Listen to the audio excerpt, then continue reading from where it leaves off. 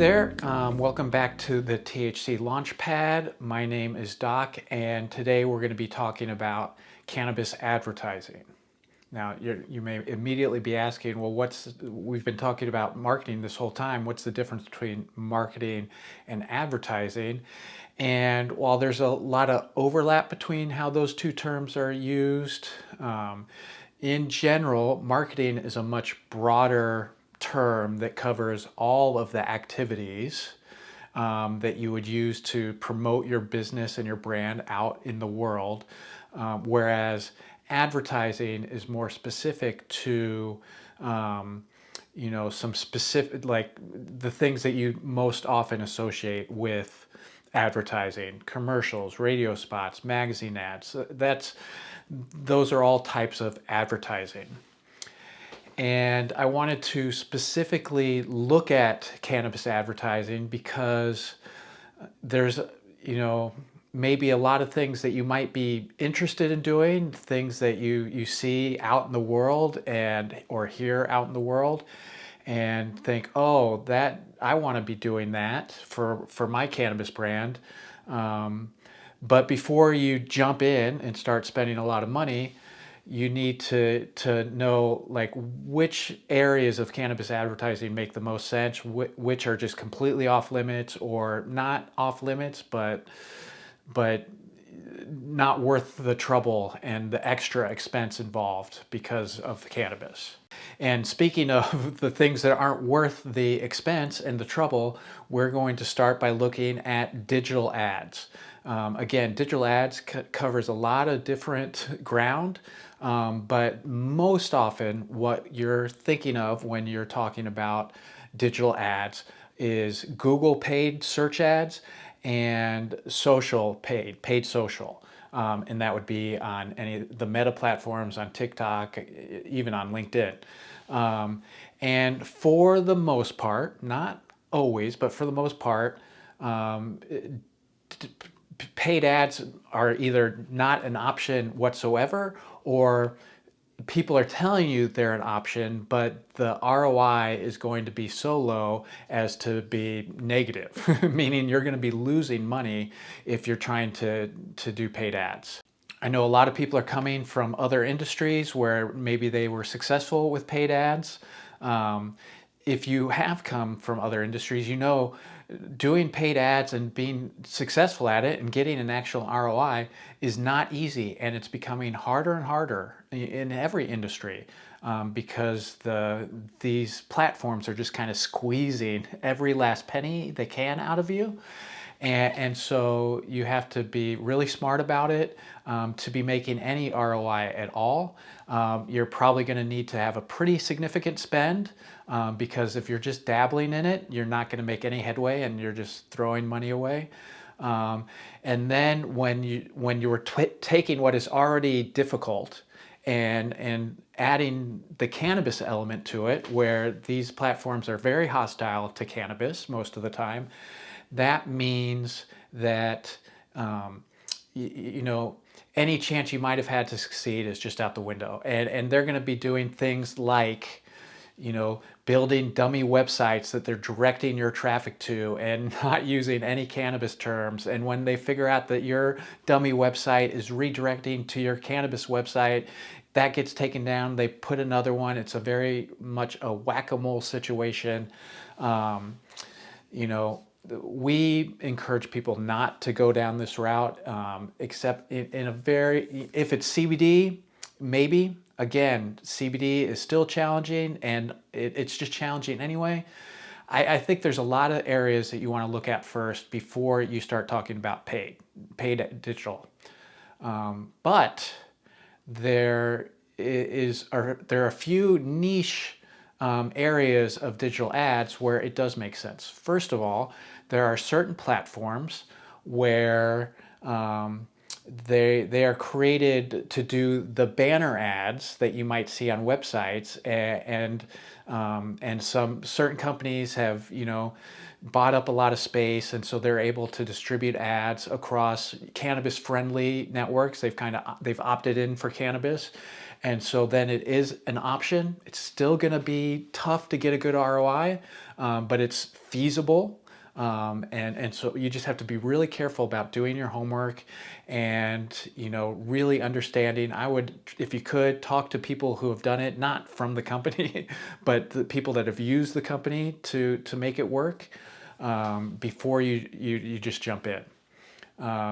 Another area that is maybe not the first thing you think of when you're thinking of digital ads, but the digital ads you see on screens in dispensaries. Now we're turning it all on its head. Now you have a captive cannabis-friendly audience, people that are,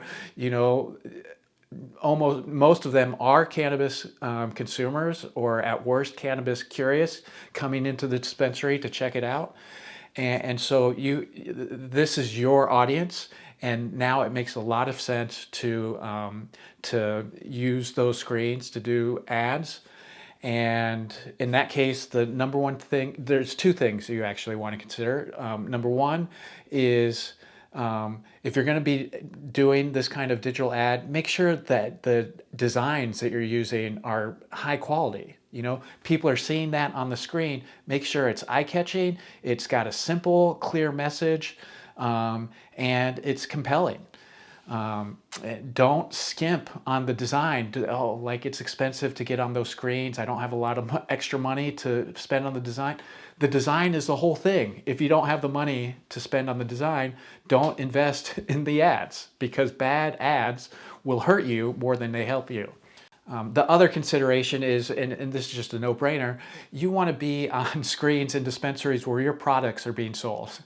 And it might be that the network that is doing the ad programming is in, 100, just to throw out a number, 100 dispensaries, but you're only in 20 of those dispensaries.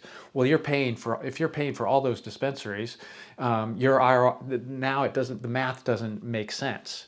If you're in the majority, or most of those dispensaries, now it makes sense. Or if you can control which dispensaries you're in, or if you're doing it through the dispensary where you have product, and so you're only showing up on those screens, great.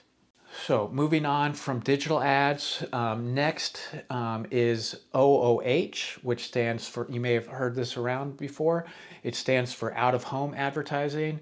What we mean by that is any of the billboards, the signage that you're seeing out and about in your city, on the highway, that is, advertising for your product. If you're in a state where you're able to do OOH advertising, there may be some restrictions, like, it has to be in an area where, reasonably 85% of your audience is going to be over 21. It has to be a certain distance from schools and libraries and things like that. But as long as you're following the regulations of your state, OOH advertising is a really good idea. If you're going for like a single billboard, the biggest consideration is location. Is that billboard tie in directly to your shop's location? Or if you're a brand advertising on a billboard, you want it to be, near, convenient to a dispensary where you're located. You might even do like a partnership where you're like, this brand in this dispensary, arrow to here, and you could split the cost somehow. But so OOH advertising makes a lot of sense. You just, again, make sure that you're doing it in locations that make sense for you, and that the designs are high qualities. You see a lot of really lousy billboards, especially like along the highways in rural areas. But when you see the billboards that stand out and are, thoughtful, humorous, eye-catching, clear message you're not going to forget, those are always the best ones. And we're not just talking about billboards. We're talking about, bus station benches, the glass cases that are around, shelters that are around the bus station.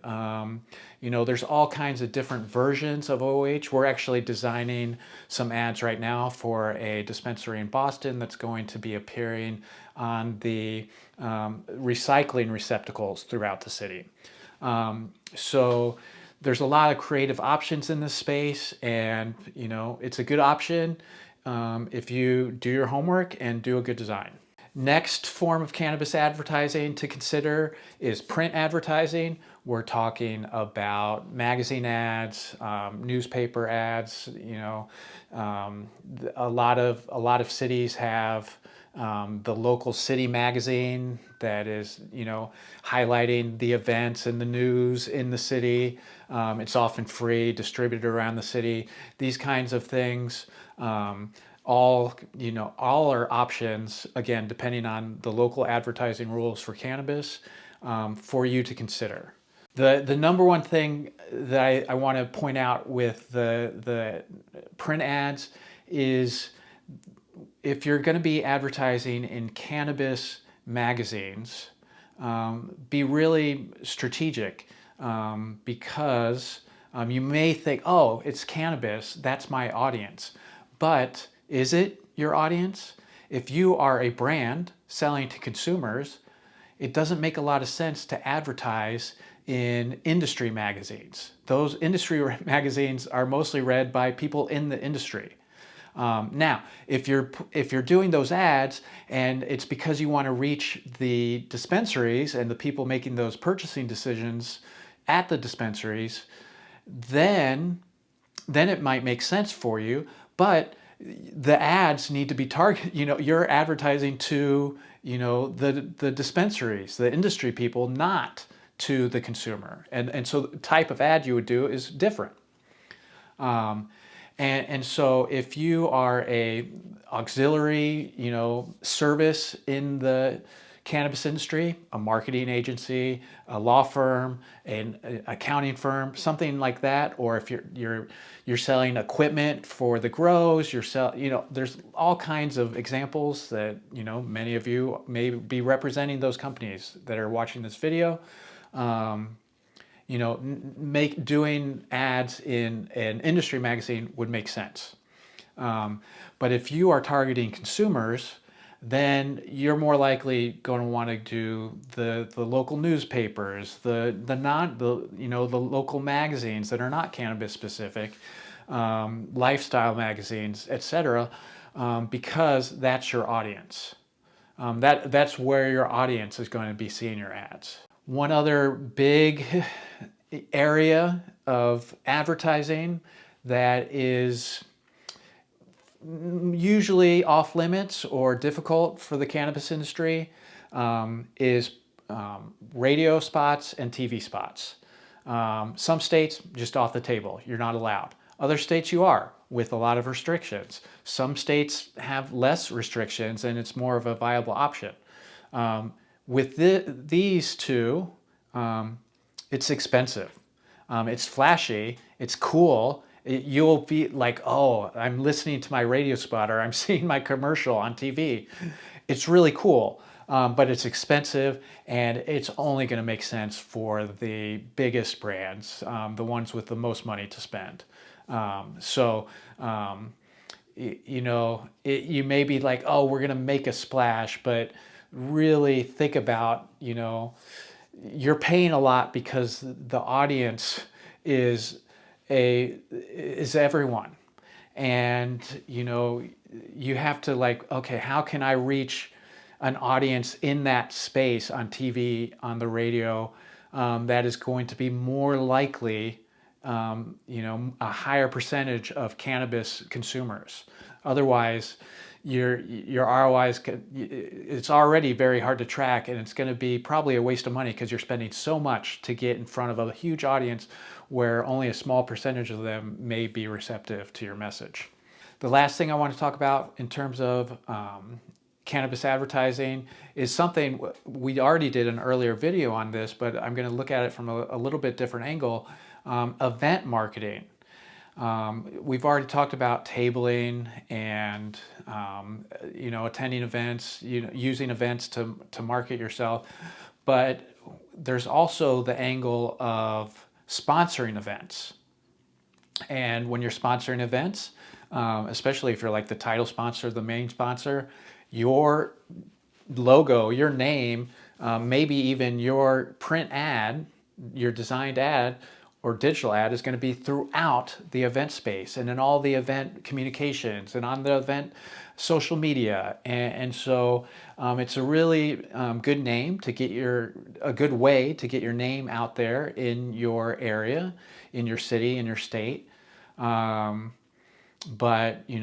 especially those main sponsorships can be expensive. So again, it's only going to be the biggest brands that can do this. And so if you're like, oh well, maybe I'll be a sponsor at one of the lower tiers. I don't want to make any of the events mad, but like if you're like the low end of the totem pole sponsor, maybe all you're getting is your logo on the wall of logos of all the sponsors. So that means nothing. And maybe you're getting like one email with thanking you and one social media post thanking you. Is that worth the 500, 1500, what, bigger events, it's going to be more. Is that worth it for just that little thing? And so with the event sponsorship, it's like either you need to be one of the big ones or, or maybe just don't try it at all. But it is one area of cannabis advertising that is open to you. Yeah, that's not every form of cannabis advertising. There, you could be doing mailers. You could be. There's other things that you can be doing, but I think we hit the big ones. And I think whatever form of advertising you're doing, you want to look very carefully at. What is the audience this is hitting? Is it lining up with your audience? Is it almost a one-to-one, or is it like a big pool where you have only a small percentage of your audience included there? And if you're going to make the investment, and when you figure out the areas where you are going to make the investment, make sure you're not only investing in the ad itself, but that you are investing in the design, the creation of that ad, whatever form it's going to take, because average ads, subpar ads, bad ads are only going to hurt you and waste your money. So it's a double whammy. If you're going to make the investment, do it right. And so that may mean less advertising, but the advertising you do is very high quality and very targeted. That's the sweet spot. If you're hitting both those, high quality and targeted to exactly who your audience is, then that's when you're going to have a winning formula. So that's it for this video. I appreciate everyone tuning in as always. If you've enjoyed it, please like and subscribe. We have a lot of great content coming up, and I really appreciate you all, and thanks, and I'll see you next time.